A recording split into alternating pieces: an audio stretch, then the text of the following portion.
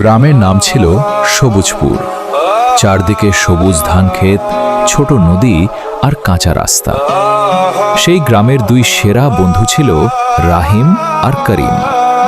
ছোটবেলা থেকেই তারা একসঙ্গে বড় হয়েছে, একসঙ্গে স্কুলে যেত, নদীতে সাঁতার কাটত, মাঠে ফুটবল খেলত আর ভবিষ্যতে বড় মানুষ হওয়ার স্বপ্ন দেখত।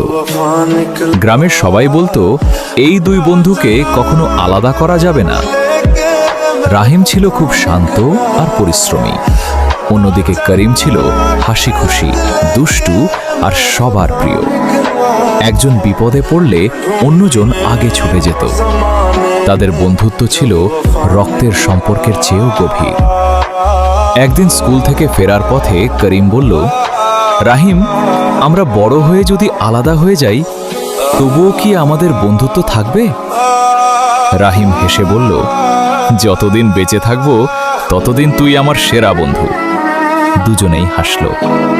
তখন তারা জানতো না সময় মানুষের জীবন কত দ্রুত বদলে দিতে পারে। কয়েক বছর কেটে গেল। পড়াশোনা শেষ হওয়ার পর রাহিম শহরে কাজের জন্য চলে গেল। করিম থেকে গেল গ্রামে বাবা মায়ের দেখাশোনা করার জন্য। শুরুর দিকে তারা প্রতিদিন ফোনে কথা বলতো, একে অপরের সুখ দুঃখ ভাগ করে নিত। কিন্তু ধীরে ধীরে কাজের ব্যস্ততা বেড়ে গেল, ফোন কমে গেল। তারপর মাসে একবার, পরে বছরেও আর ঠিকমতো কথা হতো না। একদিন রাহিম গ্রামের বাড়িতে ফিরল। সে ভাবল আজ করিমকে চমকে দেবে। করিম তাকে দেখে দৌড়ে এসে জড়িয়ে ধরল। দুজনের চোখেই আনন্দের জল।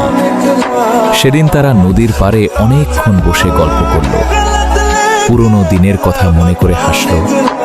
মনে হচ্ছিল সময় যেন আবার ছোটবেলায় ফিরে গেছে। কিন্তু সুখ বেশি দিন টিকল না। একদিন গ্রামের কিছু লোক ভুল বোঝাবুঝির কারণে করিমের বিরুদ্ধে মিথ্যা কথা বলতে শুরু করল। সেই কথাগুলো কোনো যাচাই না করেই রাহিম বিশ্বাস করে ফেলল। করিম অনেকবার বোঝাতে চাইল, বন্ধু, আমি এমন কিছু করিনি, তুই অন্তত আমাকে বিশ্বাস করো। কিন্তু রাহিম রাগের মাথায় বলল, আমি আর তোকে বিশ্বাস করি না।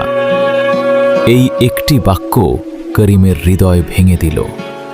সেদিনের পর তারা আর কথা বলল না। দিন যায়, মাস যায়, বছরও কেটে যায়।